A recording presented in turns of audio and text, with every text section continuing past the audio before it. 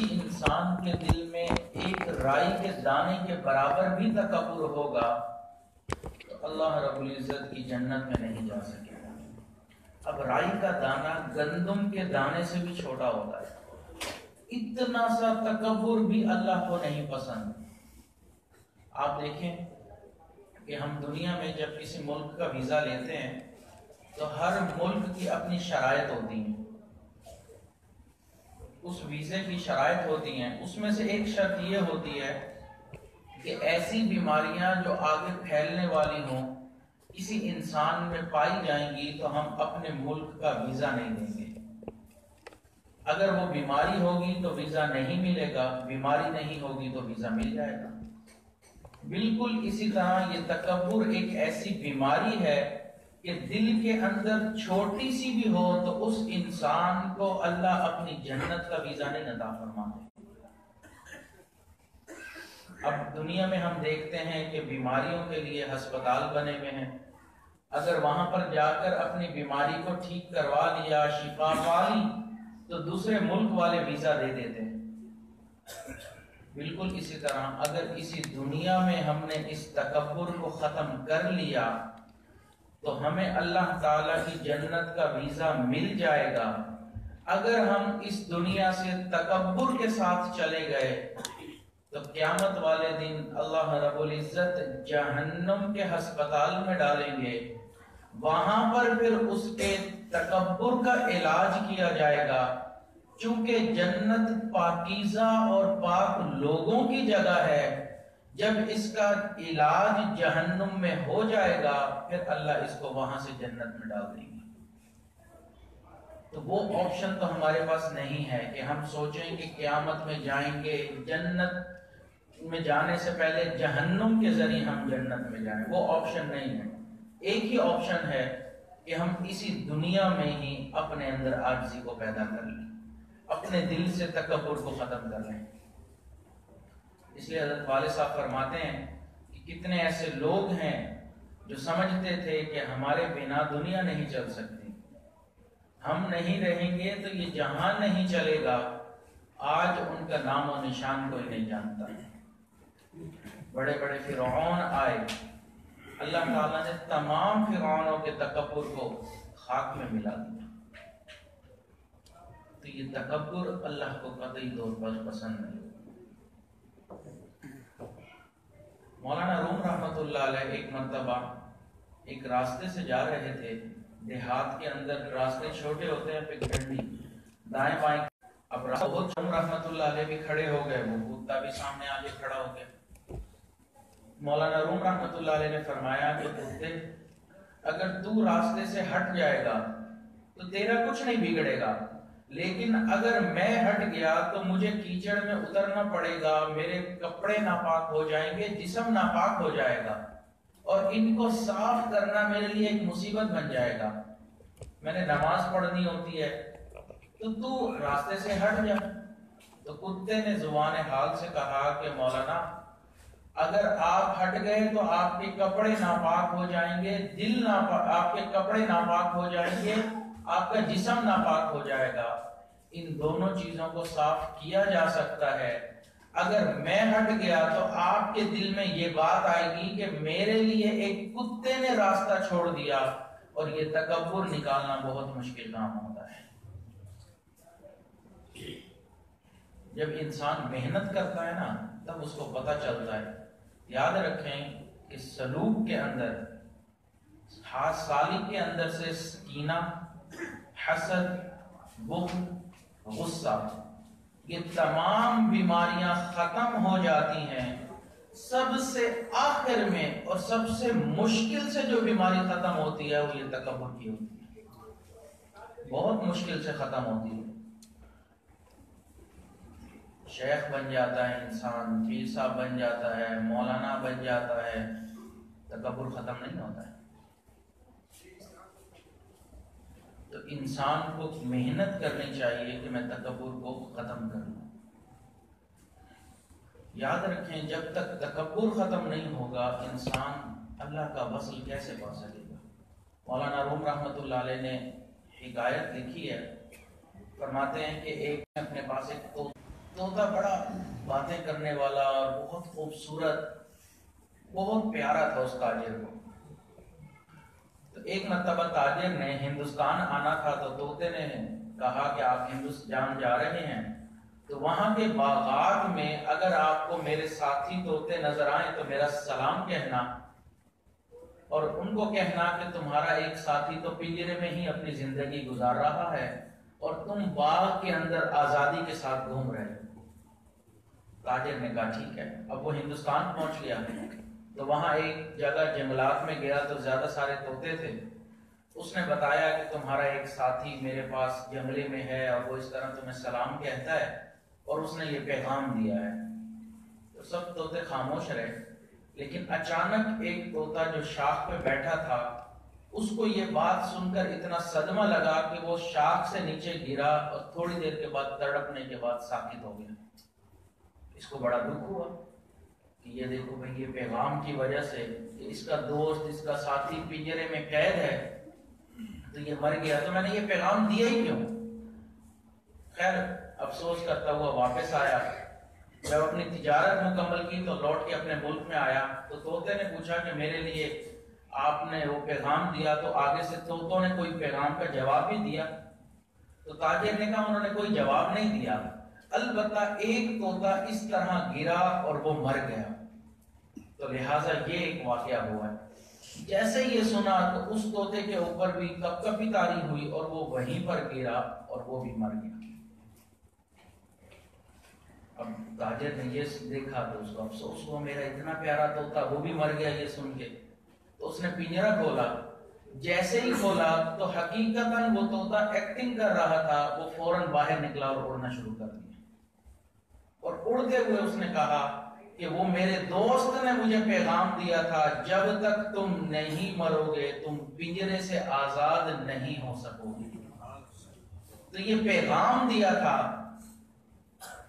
تو اس لیے اب میں آپ کو بھی یہ کہتا ہوں تاجر صاحب، آپ اس دنیا کے باغات میں ایسے مگن ہو گئے ہیں، جب تک آپ اپنے اندر سے میں کو ختم نہیں کریں گے آپ کو اللہ تعالیٰ واصل نہیں کریں گے اور آپ آزاد نہیں ہو سکیں گے۔ تو جس طرح اس طوطے نے اپنے آپ کو مارا، اپنی میں کو ختم کیا، عاجزی اختیار کی، ورنہ پہلے وہ بات چیت کر رہا تھا، زندہ سالم تھا، آزادی نہیں مل رہی تھی۔ جب اس نے اپنے آپ کو ختم کیا فوراً اس کو آزادی مل گئی۔ بالکل اسی طرح انسان جب تک اپنی میں کو، اپنے آپ کو ختم نہیں کرتا، اللہ تعالیٰ اس کو اس دنیا سے آزادی نہیں عطا فرماتا۔ شیخ سعدی رحمۃ اللہ علیہ نے 2 کتابیں لکھی ہیں، گلستان اور بوستان۔ اس میں عجیب و غریب حکایات کو جمع فرمایا۔ فرماتے ہیں کہ ایک مرتبہ شاہی جھنڈے اور شاہی پردے کے درمیان مکالمہ ہوا۔ شاہی جھنڈے نے کہا کہ پردے صاحب عجیب معاملہ ہے کہ جنگ میں مجھے بادشاہ کے ساتھ جانا پڑتا ہے، دھوپ مجھے سینکنی پڑتی ہے، تیر مجھے لگتے ہیں، نیزیں مجھے لگتی ہے، گرد و غبار بھی میرے اوپر پڑتی ہے، تو یہ ساری مشقتیں مصیبتیں میرے حصے میں آئیں، اور اعزاز تمہیں ملا کہ بادشاہ کی بیویاں اور اس کی باندیاں تمہارے پیچھے اپنے چہروں کو چھپاتی ہیں، تو اعزاز تمہیں مل رہا ہے، مصیبتیں مجھے مل رہی ہیں۔ تو شاہی پردے نے کہا کہ جھنڈے صاحب آپ نے بالکل ٹھیک کہا کہ ساری مصیبتیں آپ کے حصے میں، اعزاز میرے حصے میں، لیکن آپ نے غور نہیں کیا کہ آپ نے اپنے سر کو آسمان کی طرف بلند کیا ہوتا ہے اور میں نے اپنے سر کو زمین کی چوکھٹ پر لگایا ہوتا ہے، تو اس وجہ سے مجھے یہ اعزاز مل رہا ہے۔ تو جو انسان عاجزی اختیار کرتا ہے اعزاز اسی کو ملتا ہے۔ حضرت والد صاحب ایک مثال دیتے ہیں، فرماتے ہیں دیکھیں انسان کے جسم میں سب سے اوپر اس کا سر ہوتا ہے اور سب سے نیچے اس کا پاؤں ہوتا ہے۔ فرماتے ہیں کہ انسان کی جب بے عزتی ہوتی ہے تو جوتے اس کے سر کو لگتے ہیں، لیکن وہی انسان کو جب اللہ عزت عطا فرماتا ہے لوگ اپنی پگڑیاں اس کے قدموں میں رکھتے ہیں، کیونکہ قدموں میں عاجزی ہے، اللہ نے عزت بھی پاؤں کو بخشی۔ انسان اپنے آپ کے اندر سے میں کو ختم کرے۔ اب یہ تکبر جو ہے اس کی وجوہات کیا ہیں کہ کیوں انسان کے اندر تکبر پیدا ہوتا ہے؟ اس کی ایک وجہ تو مال ہوتا ہے، دولت۔ جب کسی کو اللہ تعالیٰ دولت عطا فرماتے ہیں تو اس کے دل میں تکبر آ جاتا ہے۔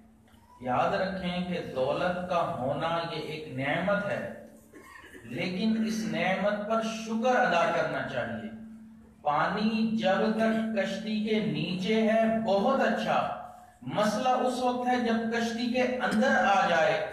مال و دولت جب تک جیب کے اندر ہے بہت اچھا، جب جیب سے نکل کے دل میں آ جائے مسئلہ تب بنتا ہے۔ تو یہ مال و دولت کی وجہ سے انسان تکبر میں مبتلا ہو جاتا ہے۔ انسان ایسے بڑے بڑے بول بولتا ہے کہ حیران ہو جاتا ہے۔ ایک علاقے میں ایک شخص باہر ملک گیا اور اس نے خوب محنت کی، پیسہ کمایا، کچھ سال کے بعد واپس آیا، اپنے دوست یاروں میں بیٹھا تھا تو بات کرتے ہوئے کہنے لگا کہ اب تو میرے پاس اتنا پیسہ آ گیا ہے کہ اگر اللہ بھی چاہے تو مجھے غریب نہیں کر سکتا۔ جی ہاں، جب زبان پیسہ آتا ہے تو زبان پر پیسہ بولتا ہے، اس کے انداز سے پتہ چل جاتا ہے کہ پیسہ بول رہا ہے۔ اس کی یہ الفاظ نکلنے تھے، اللہ نے ایسے حالات پیدا فرما دیے کہ 6 مہینے کے اندر اندر اس کو اپنا ذاتی گھر بھی بیچنا پڑ گیا۔ یہ تکبر کے بول اللہ کو پسند نہیں۔ یہ دنیا کی اللہ کے سامنے کوئی وقت نہیں ہے۔ نبی علیہ الصلوۃ والسلام نے فرمایا کہ اگر دنیا کی کوئی قیمت مچھر کے پر کے برابر بھی اللہ کے نزدیک ہوتی، اللہ کسی کافر کو ایک گھونٹ پانی کا بھی نہ پینے دیتے، عطا ہی نہ فرماتے۔ اللہ کے نزدیک اتنی بھی قیمت نہیں، اور ہم اس کے اوپر اترا رہے ہوتے ہیں کہ ہمارے پاس مال پیسہ ہے۔ حضرت قاسم نانوتوی رحمۃ اللہ علیہ ایک مرتبہ مسجد میں تشریف فرما تھے، ایک شخص آیا اور ہدیہ پیش کیا۔ حضرت نے فرمایا مجھے نہیں چاہیے، درہم و دینار تھے کچھ۔ وہ بہت منتیں کرتا رہا، حضرت نے فرمایا نہیں مجھے نہیں چاہیے۔ بالآخر وہ اٹھ کے باہر آیا تو اس کی نظر پڑی کہ حضرت کے جوتے پڑے ہیں، تو اس نے حضرت کے جوتوں میں وہ دینار کی جو تھیلی تھی وہ ڈال دی کہ میں ڈال کے چلا جاؤں گا، جب جوتے پہنیں گے تب تو قبول کرنا ہی پڑے گا۔ اب چلا گیا، تھوڑی دیر کے بعد حضرت نے بھی مسجد سے باہر آنا تھا، تو جب جوتے پہننے لگے تو محسوس ہوا اندر کچھ ہے، جب نکالا تو وہی تھیلی تھی۔ فرمانے لگے کہ دیکھو جو دنیا کو دھتکارتا ہے دنیا اس کے قدموں میں آ جاتی ہے۔ تو ہم اس دنیا کو حلال پاکیزہ روزی کمانے کی کوشش ضرور کریں، لیکن ناجائز ذرائع سے ہم بچیں۔ تو انسان کے پاس جب دولت آتی ہے تو وہ تکبر لے کر آتی ہے۔ حضرت والد صاحب فرماتے ہیں کہ دولت کا کم سے کم وبال، جب مال پیسہ آتا ہے تو اس کا کم سے کم وبال یہ ہے کہ انسان کا مرنے کو دل نہیں چاہتا۔ جب پیسہ آتا ہے تو پھر مرنے کو دل نہیں چاہتا، یہ کم سے کم وبال ہے۔ تو سوچیں زیادہ سے زیادہ کتنا ہوگا۔ تو اس لیے اگر آئے تو انسان اللہ کا شکر ادا کرے اور نیک کاموں میں اس کو خرچ کرے۔ تو مال و دولت انسان کے دل میں تکبر لانے کی وجہ بنتا ہے۔ دوسری وجہ حسب اور نسب، میں فلاں کا بیٹا ہوں، میں فلاں خاندان سے ہوں، میرے خاندان میں تو اتنے بزرگ ہیں، میرے خاندان میں تو اتنے بادشاہ اور امیر لوگ ہیں۔ تو حسب اور نسب انسان کے دل میں تکبر پیدا کر دیتا ہے۔ حالانکہ اللہ تعالیٰ نے یہ جو قبائل بنائے، حسب نسب رشتہ داریاں، لتعارفوا، تعارف کے لیے بنایا، لیکن ہم اس کے اوپر تکبر کرنے لگ جاتے ہیں۔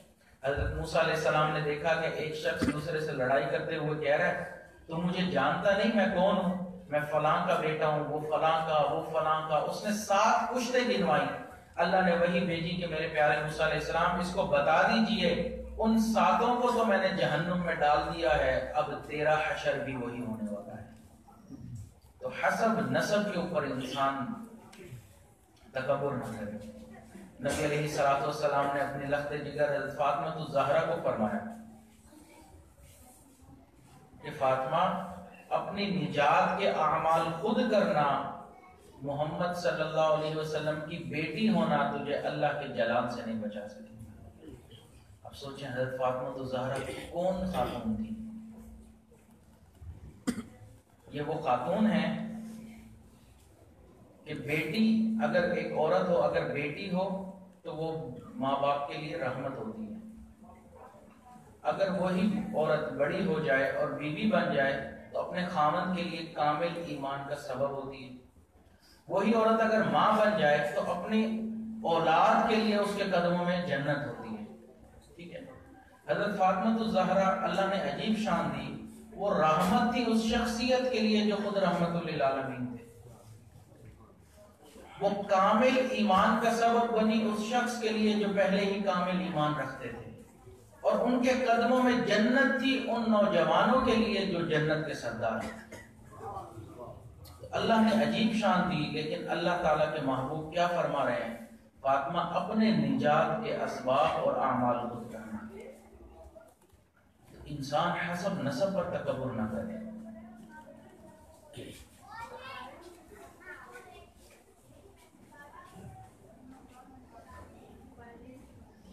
ابو جہل نبی علیہ السلام کے زمانے میں بڑا متکبر انسان تھا۔ حضرت عبداللہ ابن مسعود رضی اللہ تعالیٰ ظاہراً چھوٹے قد کے تھے، ان کو کہا کرتا تھا رویع الغنم۔ رویع راعی کی تصغیر ہے، راعی کہتے ہیں چرواہے کو، رویع الغنم بکریوں کو چرانے والا چھوٹا چرواہا، کیونکہ قد چھوٹا تھا تو وہ ان کو یہ کہتا تھا چھوٹا چرواہا۔ اب حضرت عبداللہ ابن مسعود کیسی شخصیت تھے کہ نبی علیہ السلام نے جب لیلۃ الجن میں جنات کو دعوت اسلام دینی تھی تو فرمایا کہ میرے ساتھ وہ شخص جائے گا جس کے دل میں ذرہ کے برابر بھی تکبر نہ ہو۔ تو عبداللہ ابن مسعود کھڑے ہوئے اور نبی علیہ السلام ان کو لے کر اپنے ساتھ گئے۔ ایسی شخصیت کے محبوب نے مہر لگا دی کہ اس کے دل میں ذرے کے برابر بھی تکبر نہیں، ایسے شخص کو وہ رویع الغنم کہا کرتا تھا۔ دوسری طرف دیکھیے کہ جب بدر کی جنگ ہوئی تو نبی علیہ السلام کو پتہ چلا کہ دو بچوں نے ابو جہل کو گرا لیا ہے، تو نبی علیہ السلام کی نظر انتخاب بھی عبداللہ ابن مسعود پر پڑی۔ فرمایا جائیں اور جا کر ابو جہل کے سر کو قلم کر دیں۔ اب آپ دیکھیے گا کہ یہ تکبر انسان کو کہاں سے کہاں پہنچاتا ہے۔ جب عبداللہ ابن مسعود وہاں پہنچے تو ابو جہل کہنے لگا کہ میری دو باتیں سن لو۔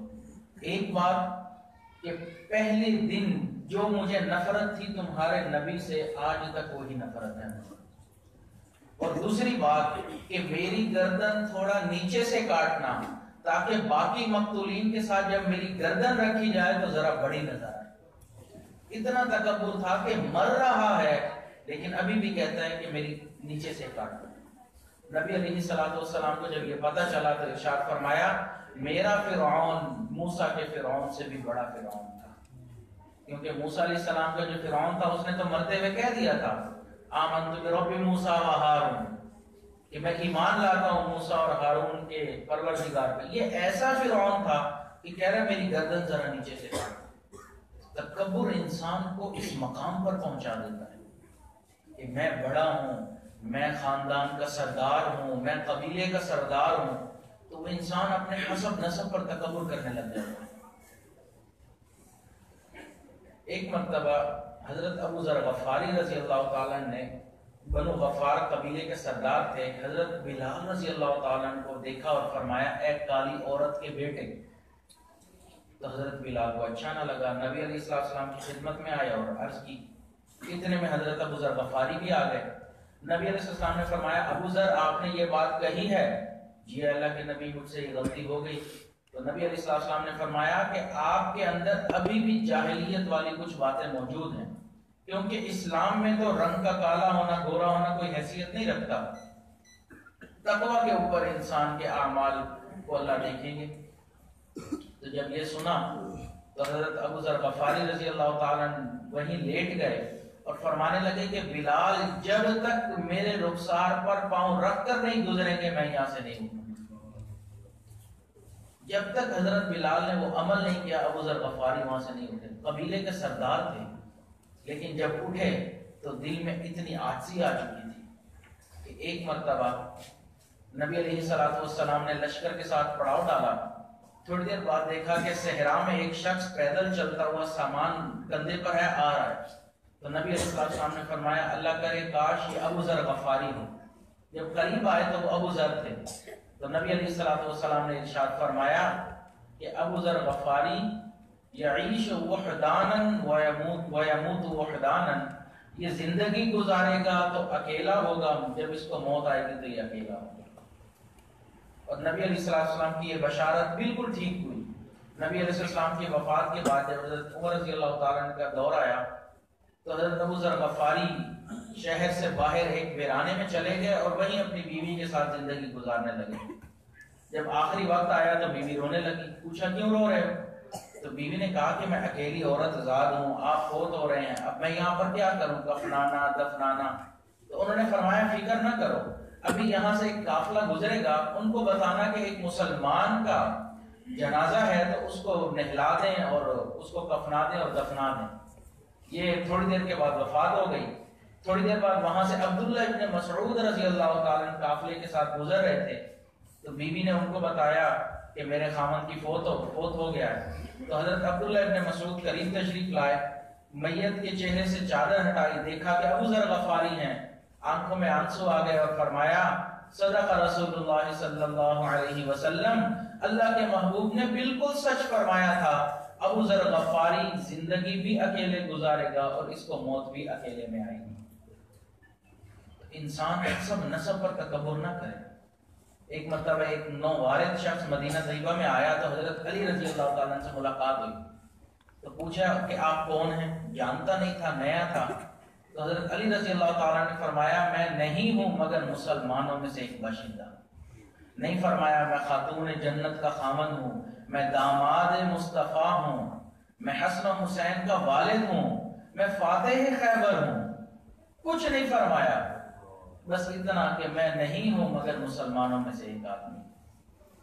انسان حسب نسب کے اوپر تکبر نہ کرے. اللہ کسی کو بڑائی عطا فرمائے تو انسان عاجزی اختیار کرے.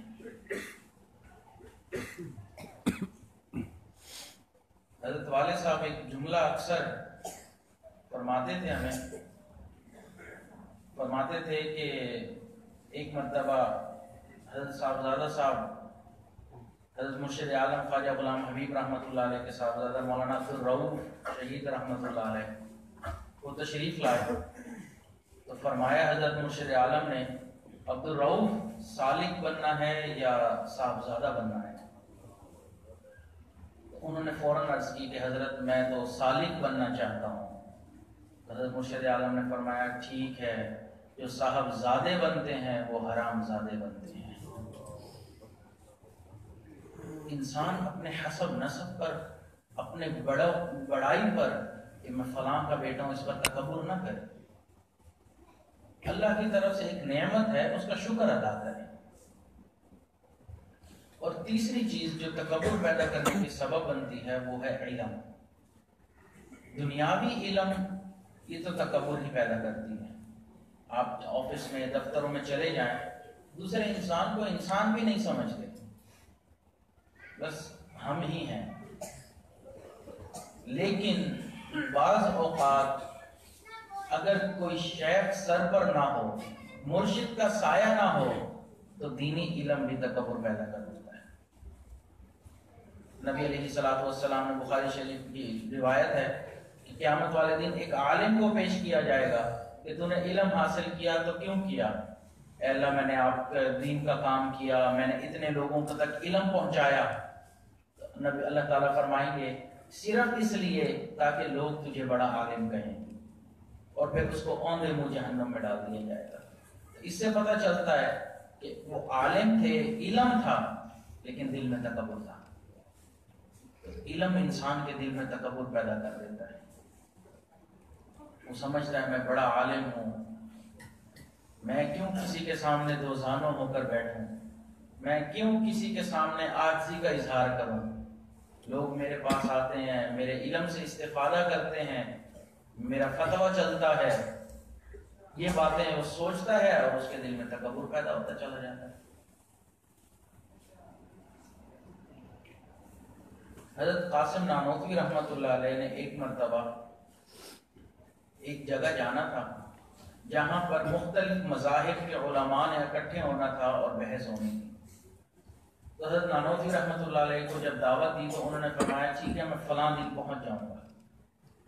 اب جب ٹرین پر بیٹھے تو خیال آیا کہ میں ان کو بتا چکا ہوں کہ میں فلاں وقت میں فلاں دن پہنچ جاؤں گا، تو وہاں پر تو میرا استقبال کریں گے اور میں اس کے قابل نہیں۔ تو حضرت ٹرین پر بیٹھے اور ایک اسٹیشن پہلے اتر گئے اور ایک ہوٹل میں کمرہ کرائے پر لیا اور وہیں رہ گئے۔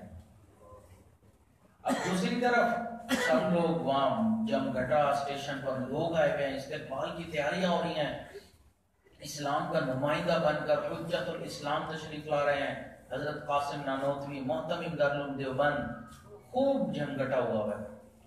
جب ٹرین آئی لوگ چلے گئے، حضرت تشریف نہیں لائے، بڑے حیران۔ تو انہوں نے کہا حضرت کو ڈھونڈتے ہیں، پتہ کرتے کرتے کرتے کرتے ایک ہوٹل میں پہنچے، رجسٹر دیکھا تو اس میں ایک نام نظر آیا، خورشید حسن۔ تو جو میزبان تھے انہوں نے پوچھا یہ خورشید حسن کون ہے؟ تو ہوٹل والے نے کہا کہ ایک دبلے پتلے سے مولوی صاحب ہیں، وہ آئے ہیں اور وہ یہاں پر اکیلے ہیں اور وہ رہ گئے۔ تو وہ سمجھ گئے کہ یہ حضرت نانوتوی ہیں، کمرے میں پہنچ گئے، سلام دعا کی، حضرت آپ کا تو ہم استقبال کرنے کے لیے کھڑے تھے اور آپ یہاں پر؟ تو حضرت نانوتوی نے فرمایا مجھے معلوم تھا کہ آپ لوگ میرا استقبال کریں گے، اس لیے میں اتر گیا کیونکہ میں اپنے آپ کو اس قابل نہیں سمجھتا۔ اس کے بعد حضرت نانوتوی رحمۃ اللہ علیہ نے ایک جملہ فرمایا، آب زر سے لکھنے کے قابل ہے، ارشاد فرمایا دو لفظ پڑھ لیے تھے کہ دنیا پہچان گئی، ورنہ قاسم اپنے آپ کو اس طرح مٹاتا کہ دنیا کو پتہ ہی نہ چلتا۔ یہ عاجزی ہو، اتنا علم، حجت الاسلام کا لقب پایا، محتمم دارالعلوم دیوبند تھے، لیکن عاجزی اتنی تھی۔ وہ کیسے تھی کہ حضرت حاجی امداد اللہ مہاجر مکی رحمۃ اللہ علیہ کے سامنے انہوں نے بیعت کا تعلق جوڑا تھا اور ان سے اصلاح پائی تھی۔ تو انسان عاجزی اختیار کرے۔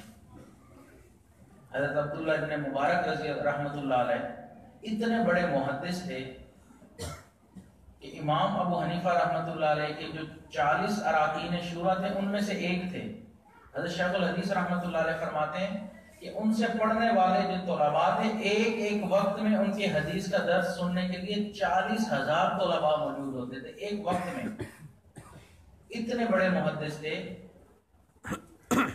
کہ اگر آپ ذرا اور تعدیل میں دیکھیں تو آپ کو کوئی ایسا محدث نظر نہیں آئے گا جس کے اوپر کسی نہ کسی دوسرے محدث نے جرح نہ کی ہو، سوائے عبداللہ ابن مبارک کے۔ ان کا ایک ایسا نام ملتا ہے کہ کسی محدث نے ان کے اوپر جرح نہیں کی، حتیٰ کہ امام بخاری کے اوپر بھی کی گئی، ان کے اوپر کسی نے نہیں کی، ایسے محدث تھے۔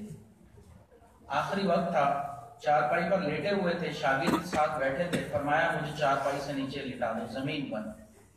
حکم تھا، شاگردوں نے زمین پر لٹا دیا۔ جب دیکھا تو چیخیں نکل گئیں کہ اپنے رخسار کو زمین پر رگڑ رہے ہیں اور فرما رہے ہیں اللہ عبداللہ کے بڑھاپے پر رحم فرما۔ جانتے تھے کہ اس بارگاہ میں کوئی عمل پیش کرنے کے قابل نہیں کہا میں اللہ اتنا بڑا محدث ہوں، اتنا بڑا عالم ہوں، ہزاروں لوگ، لاکھوں لوگوں نے میرے حدیث پڑھی ہے۔ جانتے تھے کہ وہاں پر یہ کام نہیں چلتا۔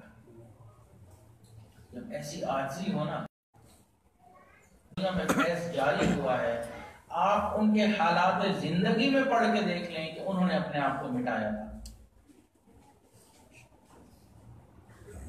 اور چوتھی چیز جس پر انسان کے دل میں تکبر آتا ہے وہ ہے اعمال۔ نیک عمل بھی انسان کے دل میں تکبر پیدا کر دیتے ہیں۔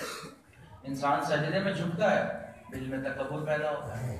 انسان تسبیحات کر رہا ہے، نفل پڑھ رہا ہے، قرآن پڑھ رہا ہے، صدقات و خیرات دے رہا ہے، لیکن دوسروں کے بارے میں دل میں عجیب و غریب باتیں سوچ رہا ہے۔ میں فرض نماز پڑھتا ہوں، میں تو تہجد نہیں چھوڑتا، جبکہ میرا ساتھی تو فرض نماز بھی چھوڑ دیتا ہے۔ اپنے آپ کو بڑا سمجھنے لگ جاتے ہیں، میں نیک اعمال کرتا ہوں۔ پھر دکھاوا کرتے ہیں. وہ ایک صاحب مسجد میں نماز پڑھ رہے تھے تو قریب 3-4 لوگ بیٹھ کے بات چیت کر رہے تھے. تو ایک نے کہا کہ یہ بہت نیک انسان ہے.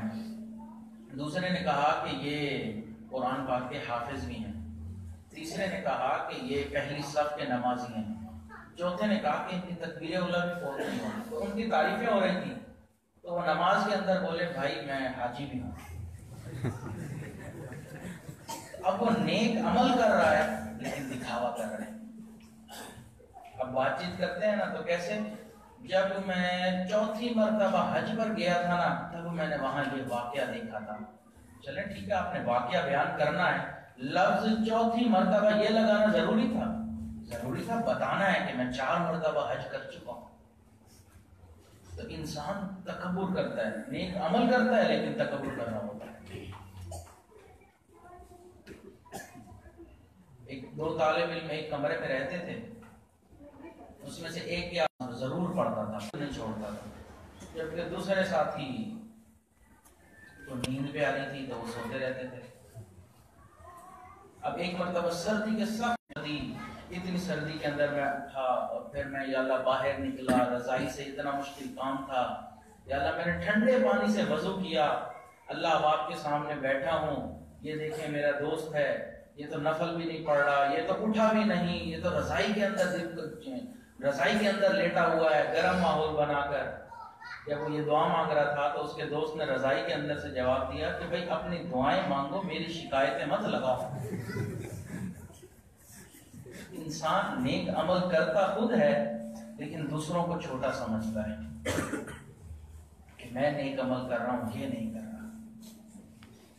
یاد رکھیں اللہ تعالیٰ کو ہمارے نیک اعمال کی کوئی ضرورت نہیں ہے.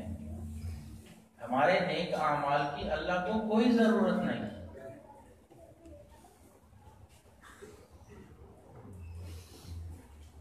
لیکن اس کے باوجود اللہ ہمیں نیک اعمال پہ انعام دیتے ہیں.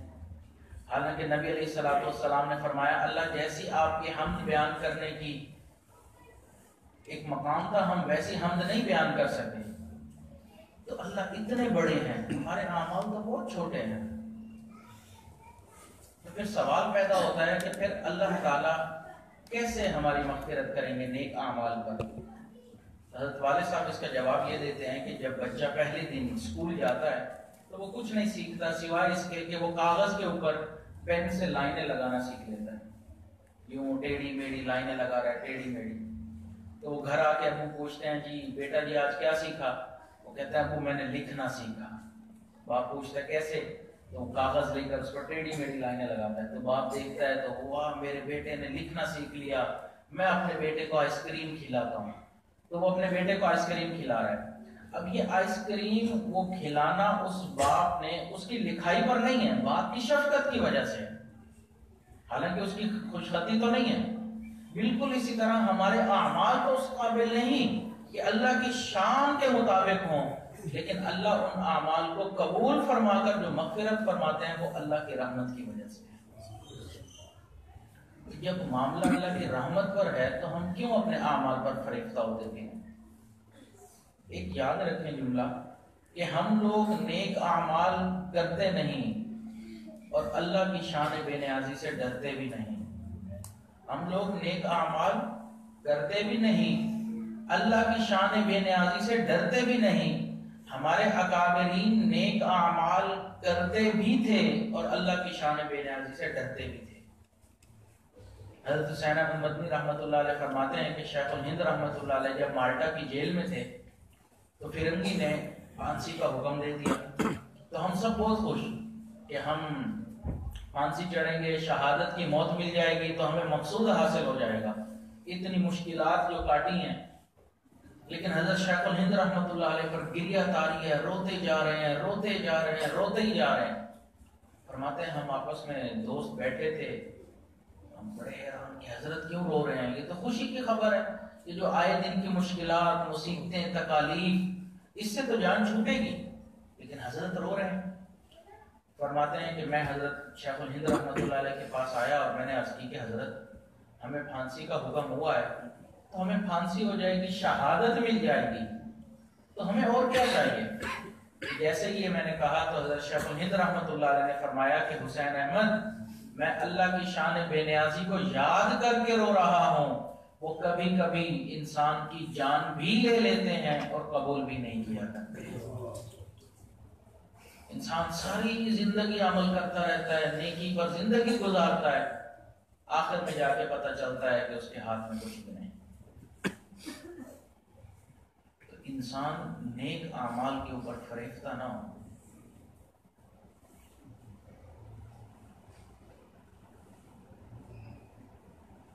تو 3-4 چیزیں تکبر پیدا کرتی ہیں: مال، حسب نسب، علم اور عمل۔ اس کے علاوہ اور بھی ہیں چھوٹی چیزیں، مطلب ساتھ میں، جیسے انسان کے پاس طاقت کا آ جانا، خوبصورتی کا آ جانا۔ لیکن یہ 4 چیزیں مجلس کے اعتبار سے مناسب لگی تو عرض کر دی۔ دعا ہے کہ اللہ تعالی ہمیں اسی دنیا میں اپنے دل سے عاجزی پیدا کرنے کی توفیق عطا فرمائے اور تکبر کو ختم کرنے کی توفیق عطا فرمائے، کیونکہ جو انسان تکبر پیدا کرتا ہے اپنے دل میں، اللہ تعالیٰ اس کو بلندی کبھی بھی نہیں عطا فرماتے۔ ایک آخری بات کہ نبی علیہ السلام جب طائف پہنچے اور طائف میں نبی علیہ السلام کے ساتھ جو معاملہ ہوا سب کو معلوم ہے کہ چند اوباش لڑکوں کو پیچھے لگا دیا جنہوں نے پتھر مارے۔ نبی علیہ السلام نے ایک باغ میں پناہ لی اور پھر نبی علیہ السلام نے وہاں دعا مانگی، کتنے عاجزی بھرے الفاظ میں مانگی، اللہم انی عبدک وابن عبدک وابن امتک ناصیتی بیدک قاضٍ فی حکمک، کہ اللہ میں آپ کے بندے کا بیٹا ہوں، آپ کی بندی کا بیٹا ہوں، اللہ میری پیشانی آپ کے قبضے قدرت میں ہے، اللہ میرے بارے میں جو فیصلہ آپ فرمائیں وہ حق پر مبنی ہے، اللہ آپ مجھے کیسے لوگوں کے حوالے کر رہے ہیں، ایسے لوگوں کے حوالے جو میری قدر نہیں جانتے۔ پھر آگے فرمایا کہ اللہ اگر آپ مجھ سے راضی ہیں، پوری دنیا مجھ سے ناراض ہو جائے مجھے کوئی پرواہ نہیں، لیکن اگر آپ مجھ سے ناراض ہیں آپ کو اس وقت تک منانا ضروری ہے جب تک کہ آپ مان نہ جائیں۔ اتنے عاجزی بھرے الفاظ میں دعا مانگی، طائف سے لوٹ کر مکہ پہنچے، اللہ نے وہاں پر معراج عطا فرما دیا۔ من تواضع للہ رفعہ اللہ، جو اللہ کے لیے عاجزی اختیار کرتا ہے اللہ اس کو پھر اس طرح بلندیاں عطا فرماتا ہے۔ تو اس لیے ہمیں چاہیے کہ ہم اسی دنیا میں اپنے اندر سے تکبر کو ختم کریں، ورنہ اللہ تعالیٰ جب ختم کرنے پر آتے ہیں انسان حیران رہتا ہے۔ حضرت فضل علی قریشی رحمۃ اللہ علیہ ایک مثال دیا کرتے تھے، فرماتے تھے لوگوں اپنے دل سے تکبر کو ختم کر لو، ورنہ دیکھو کہ بکری ساری زندگی میں کرتی ہے، پھر اللہ نے اس کے دل سے تکبر نکالا، اس کے گلے پر چھری چلوائی، پھر اس کی کھال کو ادھیڑا گیا، پھر اس کے گوشت کے ہڈیوں کے ٹکڑے کیے گئے، ہڈیوں کو توڑا گیا، پھر اس کے گوشت کے چھوٹے چھوٹے ٹکڑے بنائے گئے، پھر اس کے بعد ان کو آگ کے اوپر بھونا گیا، پھر اس گوشت کو 32 دانتوں میں چبایا گیا، اور اس کے بعد اس کی انتڑیوں کو جب باہر پھینکتے تھے تو وہاں پر وہ خشک ہوتی تھی، اور ان انتڑیوں کو جب خشک ہونے کے بعد یوں ہلاتے تھے تو اس کے اندر سے توں کی آواز آتی تھی۔ تو فرماتے ہیں بکری میں کرتی تھی، بالآخر اللہ نے تکبر نکالنے کا ارادہ کیا تو اس میں سے توں کی آواز آئی۔ اگر تم لوگ خود ہی اپنا تکبر نہیں ختم کرو گے تو پھر اللہ تمہارے ساتھ بھی یہی معاملہ فرمائیں گے۔ تو دعا ہے کہ اللہ تعالی ہمارے دل سے تکبر کو ختم فرمائے اور ہمیں عاجزی اور انکساری کے ساتھ زندگی گزارنے کی توفیق عطا فرمائے۔ وآخر دعوانا ان الحمد للہ رب العالمین۔